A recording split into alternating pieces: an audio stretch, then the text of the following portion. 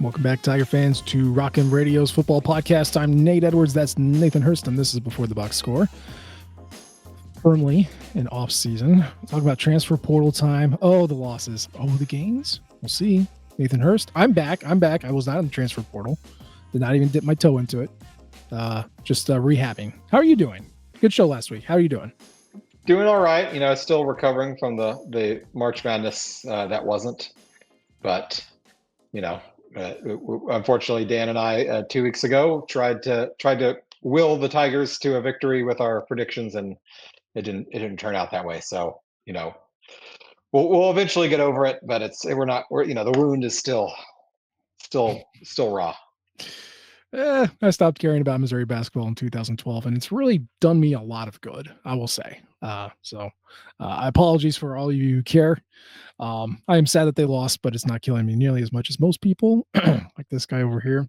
But, you know, it's the transfer portal era, man. You just rebuild, you do it again, right? That's all you got to do.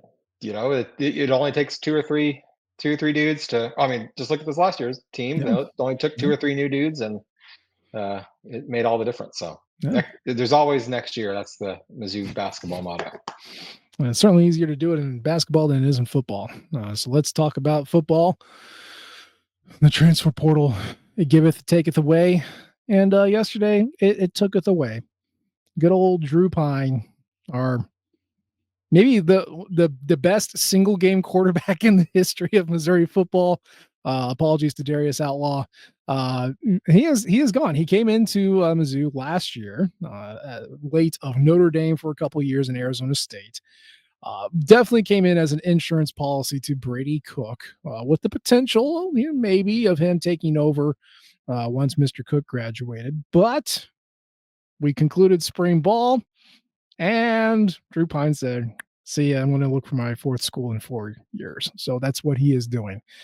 There's a lot of conversation around this, about his departure and what it means, but just kind of the knee-jerk take here, Hurst. What were your thoughts when you saw that Mr. Pyne was heading out of town? Not surprised whatsoever. He was brought in to be a backup when Sam Horn got hurt last year, and Sam Horn is back and healthy. And they also brought in another player. Actually, they brought in two new players. And I think he just saw the writing on the wall that at best he was looking at third string going into next season. At worst, probably fourth string. And if we're going to really look at it realistically, he probably was going to be fourth string with the 4-star freshman coming in and Matt Zollers. And, you know, God forbid we get to the point where the third string quarterback is having to play. But if that was the case, it probably would not have been Drew Pyne. It probably would have been Matt Zollers. So, you know, best of luck to him. He's going to go somewhere, hopefully, that he can play. I mean, it probably will be stepping down a level. He's got 1 year of eligibility left, so I don't think he's going to want to jump in as a backup anywhere. So, you know, I see him going to a G5 school and being able to step in and start immediately, and, you know, hope that works out for him. Yeah. I mean, follow the timeline. When did Sam Horn get hurt? He got hurt on February 18th, 2024. When did Drew Pyne join the team?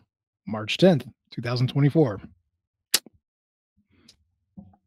They probably weren't going to take him if Sam Horn was healthy. And yes, Drew Pyne defeated Oklahoma. And salute to you, sir. You always have that in the memory banks of Missouri fans, certainly mine. You always had that night where he briefly turned into Tom Brady for about half a quarter. But yeah, that's just that's kind of, there was a very clear ceiling, and there's a higher floor just because he was an older, experienced player. But he was never going to be second string, let alone first, especially once they brought in Mr. Pribula. So yeah, I don't know where he's going to end up. Doesn't really matter. I hope he likes it. It's not Missouri's fault or Missouri's plan anymore. We don't have to worry about it, but I hope he does well. Yeah, I know Eli Drinkwitz came out after the Oklahoma game and defended Mr. Pyne, and how people were kind of second guessing and talking down about his abilities, especially after the Alabama game. But Yeah, for one night, Eli Drinkwitz was right, and for one night, Drew Pyne was exactly what Missouri needed, and you'll always have that. So we appreciate that.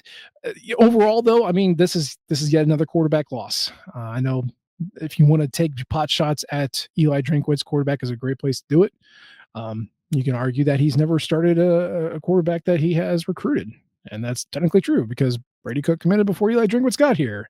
And, all the high school kids that he has recruited so far have left, and all the transfers he brought in could not beat out Brady Cook. So, Hurst, is this just another point in that tally, or is this just kind of a nothing at the end of the day? I think it's kind of nothing. I mean, he was brought in to be a backup with the notion, and I'm sure he was fully aware that he would be able to compete for the starting job this upcoming year, when he committed, and he did have that opportunity. I'm sure that they gave him just as much of a shake as everybody else, but he also showed his kind of level in the games he did play this past year, and that level, while he did beat Oklahoma, wasn't what you're really looking for moving forward. So that plus the fact that they brought back and or returned from injury two guys with certainly higher ceilings, really three guys if you count Matt Zollers, though we don't really know for sure yet because we haven't seen him on the field. Everyone knew what this was, and I don't think anyone was misled or lied to. And I'm sure he made a nice little amount of NIL money in his year here, and got to play in some SEC games, and that's always great. And we'll see where he lands from there. So it's kind of how the business is run these days, and I think at least I want to think, but I'm pretty confident that it was pretty above the board and transparent from the start what this was. I would certainly hope so. And even if you count, Drew Pyne into this group of transfer portal losses, obviously we're not done yet. There's going to be more probably, but that caveat in there, this is going to be one of the lowest transfer portal loss years of the transfer portal era for Missouri. Drew Pyne makes 12 guys who have departed the team. Do you know what the last lowest number was before 12? Like 15, maybe. Well, it was also 12. 2021, 2022, they lost 12 guys. But think about it in these terms. I mean, 2020, the 2020-2021 cycle, they lost 19. And 22-23, they lost 19. And 23-24, they lost 15. So 12 is very manageable, especially when you're bringing in 15 guys. Eli Drinkwitz has done a pretty good job of keeping the guys that he wants to keep. Of course, he talks about production over potential, which is what he has prioritized. And it seems to be working. Or at least we think it is, because he's won 21 games in the past 2 years. Let's revisit that this year if we have low turnover, and we'll see how the record goes. But until it doesn't work, you give him credit for having it do work, right? That's what we're talking about. So, best of luck to Drew Pyne. He is one of 12, and I know it's still early. We still got 4 guys that are in the portal who have not been claimed. So Drew Pyne now, and then Aiden Glover, the quarterback from Collierville, Tennessee, Philip Roche from Indiana, and then of course Luke Bauer, the punter. I don't know if they're going to get picked up, but usually Missouri guys get picked up by somebody, even if it's like super obscure D2 schools. Like where did Riley Williams go? Edward Waters went to a school called Edward Waters. Even he got picked up. So you like to think maybe the spring window they can find a home, because they're good kids. They just want to play football. Let them do it. But yeah, it's just quiet news, man. There's not a whole lot going on, which, by the way, is good. You do not want a lot of news in this time of the year. Eli Drinkwitz is going to other sports and watching those. The staff is off. They're taking some breaks from the constant grind of recruiting, scouting, keeping your own players, all that good stuff. So yeah, there's not a lot going on, and that's fine. But when you have nothing going on, then what the heck are you supposed to do when you host a Missouri football podcast? Can't talk about basketball all day. Can't talk about the consistency of rain over the past couple of weeks, which has been great. So we're going to talk about things that are inspired by the news. And this week it's transfer portal. Yeah. Specifically, our favorite transfers into Missouri. Because why not go down memory road, talk about some dudes, remember some guys, talk about the impact transfers or just our favorites that have joined Mizzou from other schools. So here are the parameters. Nathan Hurst, no JUCOs. Tristan Newsom, not eligible for this. He's went to a JUCO and then he came here. That's happened before. That's not unique to the transfer portal era. Also, no walk-ons. So Cody Schrader cannot be our number one. It can't be all your number ones either. We are talking about guys who had came from the FCS or FBS ranks and came to Mizzou on scholarship to play for the football Tigers. Those are the parameters. We're taking it from the transfer portal era, which is roughly middle of 2018, so technically 2019, up through the current year. So, favorite 5 transfers of the transfer portal era. Nathan Hurst, what is your number 5? My number 5, and this also goes with number 4, and they could probably be interchangeable, but my number 4 was here 1 year longer, so I bumped him up to number 4. But number 5, Realis George, the transfer from Miami. He was a fullback at Miami, got to Mizzou, beefed up even more, and became a really solid, steady defensive tackle as a part of that great 2023 4-man rotation that the Tigers had up the middle. He was great. He also had a personality on him and was very pro Mizzou by the time that he left. You could tell that he really enjoyed his time here. That's also a theme that you'll see, I think, from both of us, both of our answers here. Guys that really embraced Mizzou, coming from somewhere else, but quickly made themselves true sons. And Realis George tops that list. Yeah, I liked Realis George. That's just a fun story, man. Starting out as a 2-star fullback and becoming a kick-ass defensive tackle in the SEC, like that's pretty great. And yeah, to your point, he liked it here, which was even better. My number 5, I had a really hard time with this. I came up with the idea and then I immediately struggled with my idea. There's just so many characters, so many guys, so many good players that you could pick from the portal. I was actually shocked at how long my list was when I just went through and started naming some of the guys that I liked and wanted to put on there. There's no way I could just get it to 5. So I was like, okay, well, how do I categorize these? Because that's what I always do. And really, when you're looking at these transfers, they kind of fall into, for me, one of 3 buckets. Okay. The first bucket that I kind of fell in love with was the group that I call the call-ups, right? Guys who succeeded at a lower level, who Missouri are like, hey, we want you to do that in the SEC. And they come up and they do it. And like, that's what the transfer portal is for. That's one of the biggest things. Letting guys who do really, really well, give them a chance on the biggest stage to show what they can do. And I really like those stories. So from that bucket, Caleb Evans, cornerback, former Tulsa cornerback, current Minnesota Viking. I can't remember if he's still active. He was last year, but I don't know in the offseason if he's still on the roster. Yeah. Well, he was drafted in the 4th round of the 2022 NFL draft. He was picked number 118, went to Minnesota. He spent 2017, 2018, 2019, and 2020 at Tulsa. He was an awesome corner. He's a lockdown corner along with another guy who could have potentially been on the list, but I did not have him on there, Ali Green. But the tandem were awesome corners in the American Conference at Tulsa. They followed their position coach when Drinkwitz strategically hired him on to be a defensive backs coach. Caleb Evans came on and he started immediately. He only missed 1 game in his lone season at Missouri. He played 581 snaps, 31 tackles, a tackle for loss just for fun, run stuff for fun, 6 passes broken up, 1 interception, and of course he was drafted in the 4th round by the Minnesota Vikings. Like, that is a story. That is a success story for the transfer portal. It's a success story for Mizzou. I don't know how he felt about the Tigers, but he graduated from here and he represents them in the NFL. And I think that's just a great story. So Caleb Evans is my number 5. And it's just a fun guy. I liked him a lot. Yeah, absolutely. He was a really good player. And actually he was the lesser known of the 2 when Ali Green and Caleb Evans transferred. Ali Green was really the guy that I think a lot of people were really excited about. And they're like, oh, we got this Caleb Evans guy too. That's cool. Great.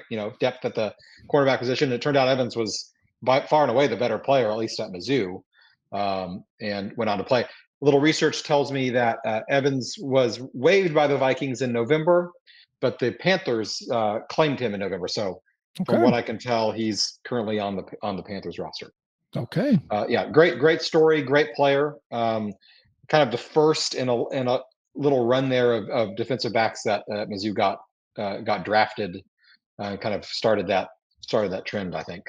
Absolutely. I mean, yeah, if you want to talk about the secret to Drinkwitz' success, at least in the first couple of years that we've had him, and the difference between that and certainly Odom, but definitely Pinkel, is the fact that he's been able to recruit bring onto campus NFL caliber defensive backs, something that just Pinkel rarely was able to do, and certainly Odom could not do. So yeah, there's a lot wrapped up in Evans and all these sort of guys who's brought in. But yeah, it's a good story there. So that was our number 5. So Caleb Evans for me, Realis George for Hurst. Hurst, what is your number 4? My number 4, I kind of alluded to it a little bit, but another defensive tackle, Christian Williams, transfer from Oregon. He ended up being at Mizzou for 3 full years. And he was one of my favorites, not only because he was really good and was here for 3 years, but he really turned into one of, if not the leader of the defense by the time he left this past year. Really just a solid dude, leader in the locker room, leader on the field. Really kind of stabilized the middle of the Mizzou defense, and I think he's a little slept on in terms of having any kind of an NFL future. I think he could. I think he could. I don't think he'll get drafted necessarily, but I think he could, sign after the draft and find his way into a camp, and maybe find his way onto a roster, just because good big defensive tackles are not something that come along very often. No, I do like Christian Williams a lot, and the fact that he played and started in multiple years, like that's really the way that transfer solidifies kind of his reputation at the second school that he ends up at. I mean, he played 13 games and 420 snaps in 22, 13 games and 411 snaps in 23, 13 games, 502. Dude did not miss a game in his entire career with Missouri. He finished 122 tackles. That's great for an interior guy. 18 tackles for loss, 3 sacks, 35 run stuffs. My goodness. 4 passes broken up and 2 forced fumbles. Like, that's pretty good in my book. Like, he's no Justin Smith, but I don't know. Well, I mean, you talked about his size, kind of the size and speed and strength that comes along with it. I mean, are we thinking he's going to get drafted in the draft? I mean, is this possible? I would be surprised. I mean, I hope he does. This draft is very, very deep along the defensive line, both for the both tackles and edge, which is kind of one of the reasons Johnny Walker, I think, didn't make the combine. Is it's so deep with those guys that that there's just a lot to go around. That said, that doesn't mean a team who didn't draft one won't sign him as a free agent after the draft and give him a shot on a roster. And I think he would have a good chance of at least making a practice squad, if not a real roster, because he's a good solid player. He's not going to blow you away, but he can be a run stuffer. He can be your kind of second line defensive lineman, which those guys are really valuable in the league. Absolutely. Yeah. Yeah, I like him a lot. So that was your number 4. My number 4 is a guy named Michael Maietti. Just a Jersey kid trying to make it in the SEC. This is another guy that falls in the call-up category. Okay. Started early in his Rutgers career, starting center. Is it because Rutgers sucks? Listener, I don't know. Maybe. But he's kind of undersized. He wasn't even 300 pounds. He was barely 6'1". Just a Jersey kid playing in, Catholic ball in the East Coast. Not really, you get some good kids from Jersey, but certainly not ones that are undersized. And he comes here. He comes to Mizzou. Do you remember why he wanted to come to Mizzou? Do you remember one of the big things that he cited? I do not. He wanted to play in a bowl game. That's so cute. Like, that's what he wanted. And you weren't going to get that at Rutgers, at least not when he was there. So he comes in, he starts immediately. And like that first year, you remember how rough that first year was for him, right? That's 21. That's Tyler Beatty. And you're like, this isn't going to happen. Like, Missouri's hovering around 5 wins. Like, are we going to get to 6? and they get that 6th win against Florida, right? The DPJ, right? The Connor Bazelak. Why are we throwing for 2 when we literally have nobody to throw to? And Daniel Parker Jr. catches it. And I always remember this because the camera zooms out a little bit. It just goes up on DPJ and the fireworks are going off. And who's flexing and like Hulk roaring? It's Mike Maietti because he's like, I'm going to a bowl game. And I was like, oh man, that's so good. That makes me so happy for him. The Yeah. exact screenshot you're referring to was my computer desktop screensaver shot for at least a year. Yeah. Him jumping up with his hands in the air, Daniel Parker Jr. holding the ball, like yelling into the heavens. Yeah. It was whoever took that photo. Not sure. I wish I could give them credit if I knew, but it was great, and it was an awesome image for sure. Yeah, and I just, again, it's another one of those stories. Like it's a kid who's good, and like under the old system, he would have just willowed at in Piscataway, and who knows what would have happened. But yeah, he did really well at Mizzou. I got a look in NFL camps. I think he was on a couple practice squads before getting cut. Like, I know it didn't work out professionally, but he got what he wanted. He got the full college experience. He went to the hometown school. He went to the bigger school. He succeeded at both. Like, that's a story I can get behind. So tip of the cap to Mike Maietti. I remember you, man. You're good stuff. Okay, so let's go to what is it? Number 3. Hurst, what's your number 3? My number 3 is a chaos agent.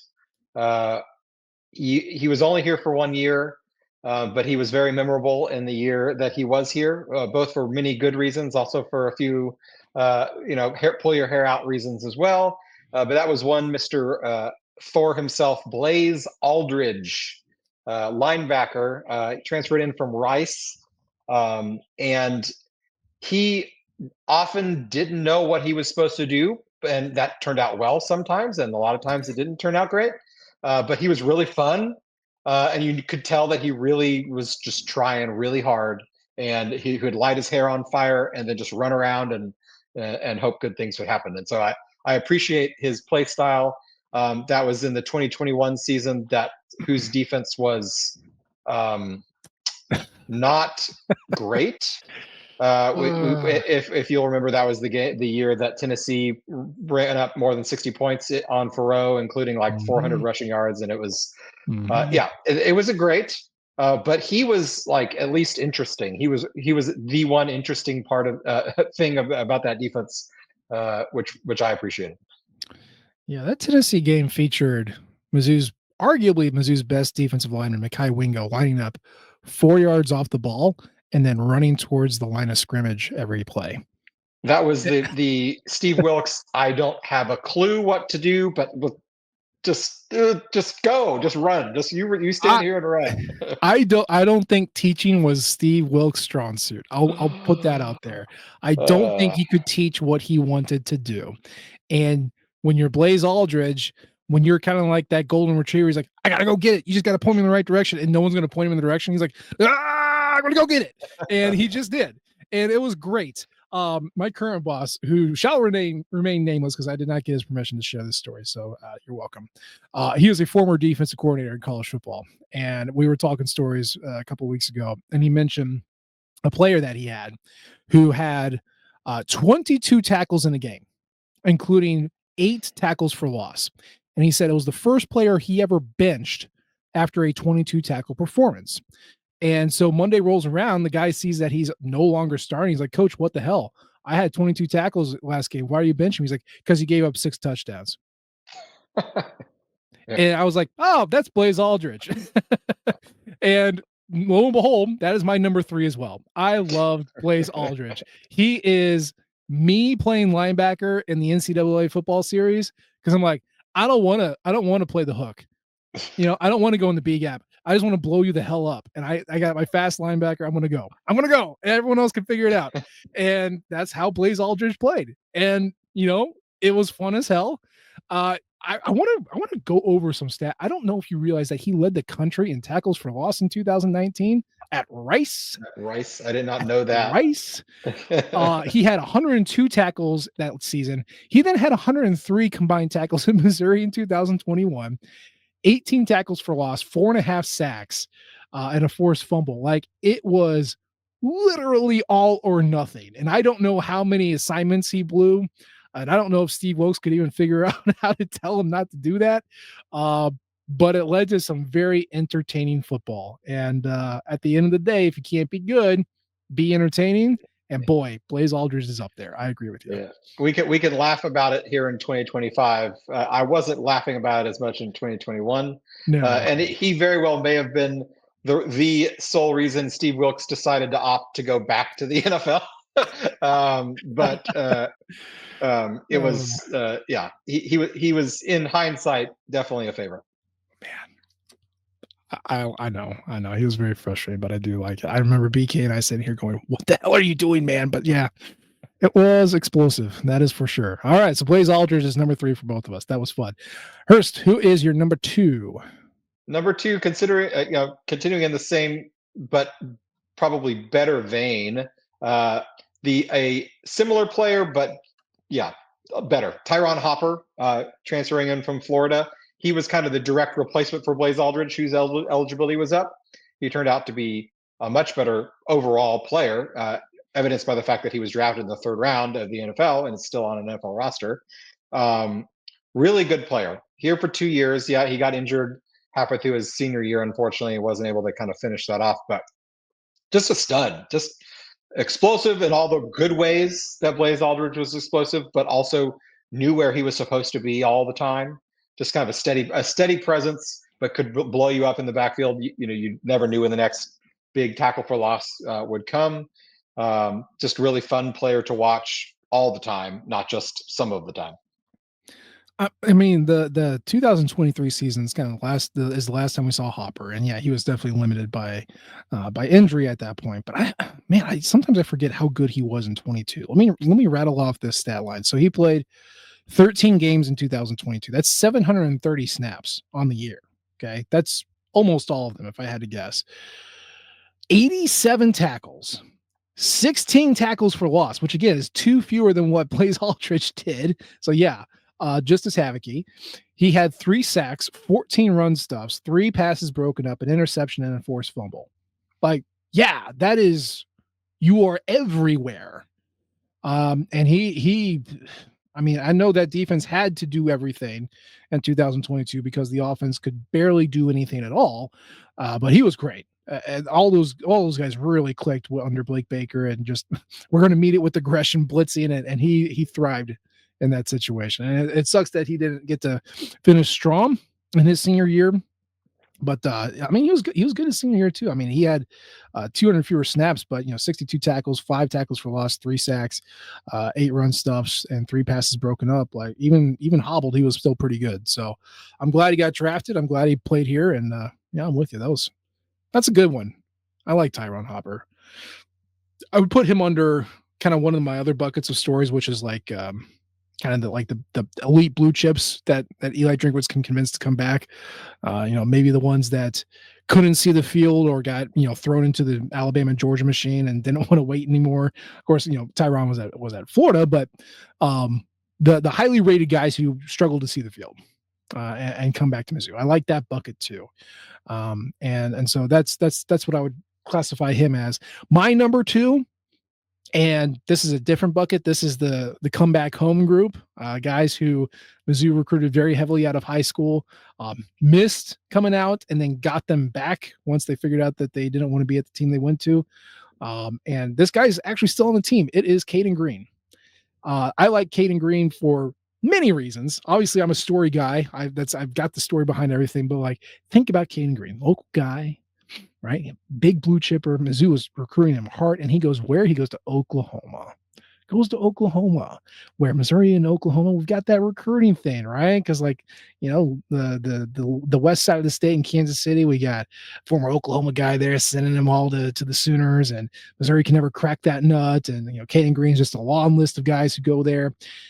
And he gets there and he starts. And he still picks Missouri. He comes back. Now, whether you want to call that tampering or just upgrade in NIL, I don't particularly care, because he came back home as a highly rated blue chipper and started at the exact same position that he was playing in Oklahoma, and was arguably the best offensive lineman Missouri had last year. Obviously, the story is not completed yet; is still yet to be written as what's going to happen this next year, which I'm assuming he's going to go to the draft. But the story is great, and he's a really good player, and get to stick it in the eye of Oklahoma, which is always fun. So Caden Green is my number 2, and between him and Hopper, I mean, I take both of those guys. Those are both good stories. Yeah, absolutely. Caden Green, I think, is by far the biggest transfer recruiting win that Drinkwitz has had, just based on where he was coming from. And this wasn't a Tyron Hopper style where he just wasn't playing as much as he wanted to at a blue blood and wanted to have that opportunity. No, he was, as you said, starting. He started more than half of the games, and it wasn't one of those start and then get benched. He was on the bench and then earned a starting spot and started throughout the rest of the year, and yet still chose to come to Mizzou. And he had other options besides staying at Oklahoma too. I mean, other big time options, and chose Mizzou. So definitely Eli Drinkwitz flexing his recruiting muscle and NIL muscle as well, I'm sure, to get him here. But I mean, he might be, now it's tough to say that because Armand Minbu may or will go in the first round the draft, but he may turn out to be the most talented offensive lineman that Mizzou has had, I don't know when. I mean, in a long time. We'll see how this story plays out because, as you said, it's not over yet. But he's got that type of same first rounds type of ceiling if he can reach it. Yeah, and I mean, obviously, Armand Minbu is great. I'm not taking away from him, and I certainly don't want anyone to think I'm slighting him by saying that Green was arguably better. I will say though, Minbu had a 1.8% pressure rate on his dropbacks. Caden Green 0.8. Armand Minbu, as far as run blocking accuracy, he had a 1.2%. Caden Green was 1.3. Like right there, they were very, very similar in what they did. Now, obviously, Green's on the interior versus Minbu on the outside, so the degree of difficulty is different, and it's the styles that you're going up against is different, but still the production right there. So I can't wait to see what he can do in a second year on this team, especially since transfers, much like freshmen, take a little bit of a leap in progress in that second year. So we'll see what happens. Okay, number 1 on your list, Nathan Hurst. Drum roll is who? This one was the easiest for me to come up with, and that was Theo Weiss with a bullet. Yeah. He checks all the boxes. Coming from a great story, coming from a blue blood, wants a chance to start and shine where he wasn't getting that at the case. He does start, he does shine, and at least in this past year was he's certainly the most productive receiver on Mizzou's team. Yep. But may have actually played the best as well of all the Mizzou receivers this year. Really kind of earned himself probably will get drafted. I think he'll get drafted later in the draft. Which, coming out of Oklahoma, no one thought this guy would have a chance to get drafted. And then beyond that, just like Realis George, seemed to really love his time here, and kind of he considers Mizzou his alma mater. I mean, he went 2 years here. He graduated from here. You'd hope so, but you can tell that he really loved his time here, and I think we will see him back in the future, no matter where his career takes him. Yeah. He's my number 1 too. For all the reasons you said. Also, stick it in the eye of Oklahoma. That's always fun. Yeah, he was the best. He was the best receiver this year. I know Luther Burden was utilized differently, just because he was being covered a lot differently than he was in 2023. But we stepped up in some key games. He had I think he had multiple 100-yard receiving games. Certainly had one. And that's kind of what you expect from your veteran receiver. Obviously, we all wish it was better from a productivity standpoint, but I don't know. He seemed to really like it here, and he had multiple years here, and he was very good. And he checks the Blue Star acquisition box there, which is really cool. And yeah, if you like it here, you're gonna. Oh my God, that's a shortcut to the top, man. Be good, be talented, and like it here. That's easy. That's really easy. So yeah, hey, this is our list. Obviously, you're going to have your list. You can sound off in the comments on what you think would be your favorite transfer. You can use any kind of qualifiers that you want. Did you have anybody that was like right on your list that you didn't include because we did top 5? I mean, the others two that I would have tossed in there were Jaden Jernigan and Josh Landry. Also, Yeah. the other two of that 4-man defensive tackle rotation, I just loved all four of those guys.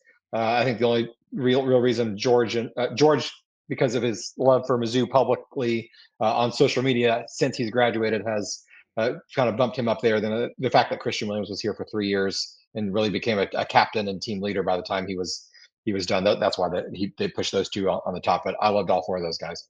Yeah. Yeah. I would say Mookie Cooper was almost on my list. And it's not for the production. Obviously, it's not probably not what he wanted, not what any of us wanted, but it's for what it meant, right? Mookie Cooper was kind of that first blue chipper and Missouri native who left and then came back via portal. And you see these athletes, like you got to see it first, right? Someone's got to be the first. And Mookie was the first to do it. I think that kind of really made it okay for guys to go, okay, I didn't pick him the first time, but like, hey, Mookie went back. I can do it too, you know. And maybe that's speculation on my part, but I think the impact of that, of him doing that, leaving Ohio State to come back home to Missouri, that means a lot. That means a lot when kids are looking at options there. So, not for production, but for what it meant. Mookie Cooper was on my list. I would also put on there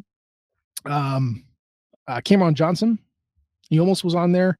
I mean, this is a guy much like Caleb Evans, followed his position coach, and whether the coach was hired and the player followed, or we really wanted the player and so we hired the coach, like whatever, not really important, especially since the coach is still here. But Missouri needed a guard, especially on the right side. I don't know if you know this, but Eli Drinkwitz has started transfer portal guys at right guard almost every single year that he's been here. The only year that he didn't was his first.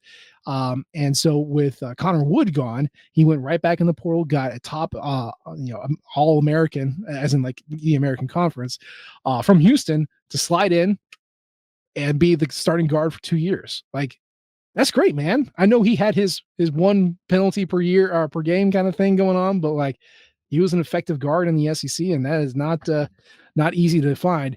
And then lastly, a lot of once you get past 22, some of these guys are still not finished. But my honorable mention for my tandem, come on, Nate Noel, Marcus Carroll. Like I almost put them on there.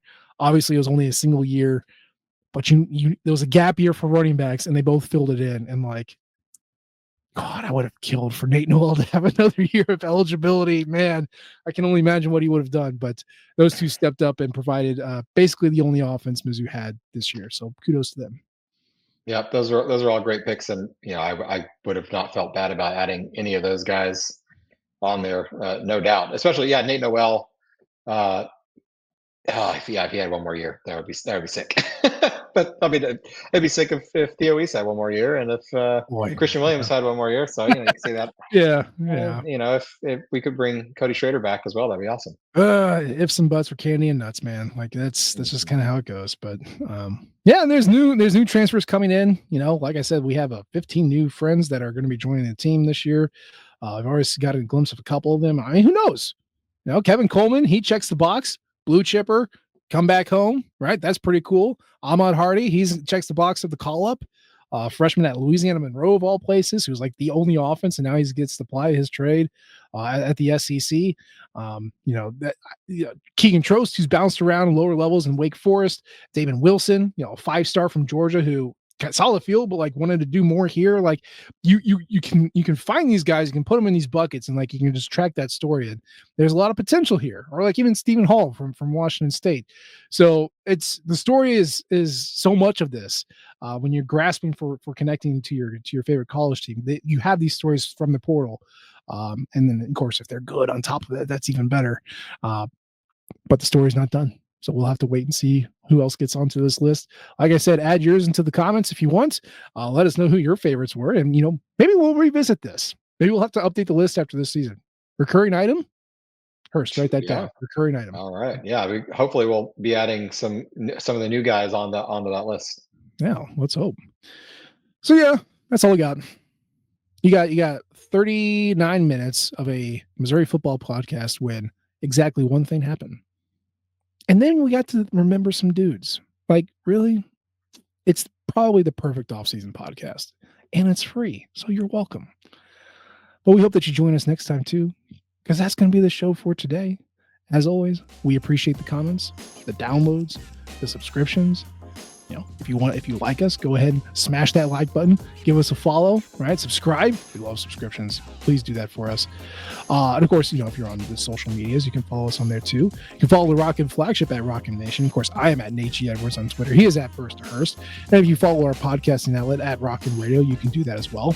And if you're venturing over at Blue Sky, we hang out there too sometimes.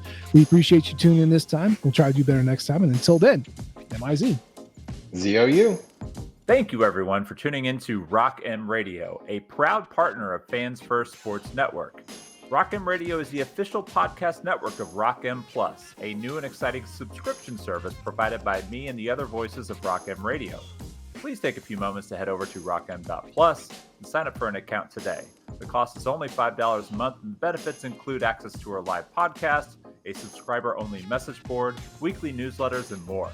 If you enjoyed this episode of Rock M Radio and would like to see more just like it beamed directly into your personal device, make sure to click the subscribe button below and tell your friends. Our podcast feed is available through the Apple Podcast app for iPhone, Google Podcast app for Android, whatever app you listen to your podcast. You can also find Rock M Radio on Spotify. If you're looking for a podcast about your favorite team that is not the Missouri Tigers, Fan First Sports Network is your answer.